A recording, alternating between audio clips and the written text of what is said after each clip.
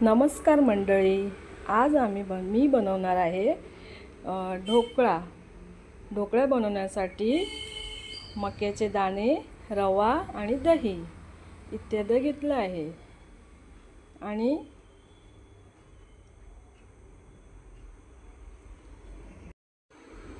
आणि रव्यामध्ये 1 वाटी रवा, 1 वाटी दही हे सगळं त्यात मिक्स करून घ्यायचं, एकजीव करून घ्यायचं व्यवस्थित आणि ते थोडा वेळ 20 मिनिटं झाकून ठेवायचं. एकत्र करून थोडा वेळ भिजत ठेवायचं. भिजत ठेवलं की ते व्यवस्थित रवा फुगतो. आणि मग हे झाकून ठेवलं. आता इथे मी घेतली आहे चटणी बनवायला. चटणीची तयारी केली आहे. हे बघा, ही चटणी झाली आता आपली.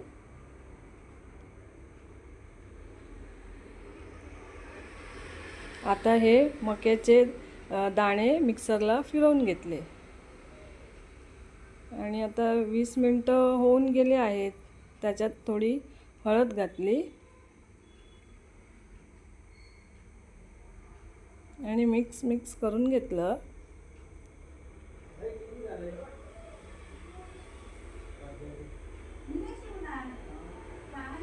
आणि त्याच्यात हे जे भिजवलेलं बॅटर होतं ते त्याच्यात घातलं, रवा आणि दहीचं.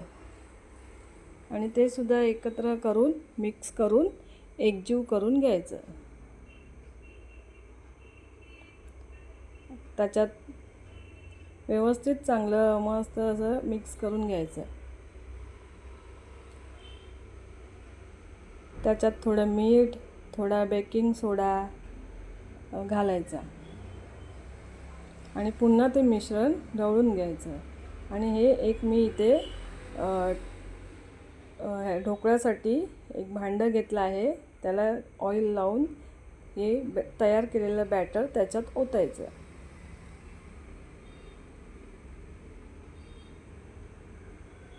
आणि मग इथे मी पाणी आधीच गरम करायला ठेवलं होतं.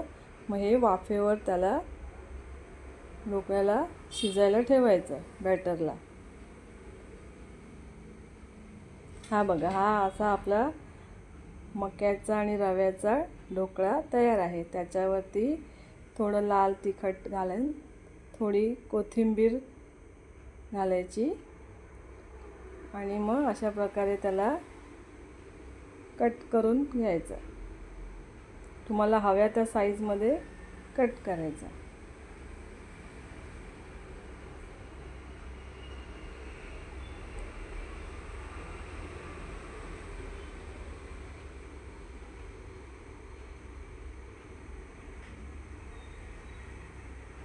हा ढोकळा एकदम असा मऊ झाला आहे बघा, थोडा मऊ आणि स्पॉन्जी झाला आहे. चटणी बरोबर खूप छान लागतो. एन्जॉय.